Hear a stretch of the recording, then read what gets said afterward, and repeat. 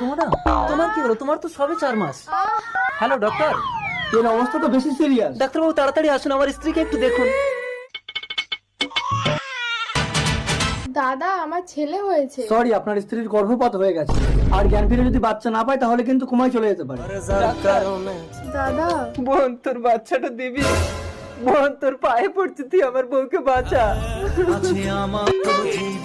আমার এই তো বাচ্চা। তোমার বাচ্চা সুমনা। তোমার বোনের কি হলো গো? আমার বোনের বাচ্চাটা মারা গেছে সুমনা। ওই ডাইনি যেন আমার ছেলের গায়ে একদম হাত না দেয় বলে দিচ্ছি।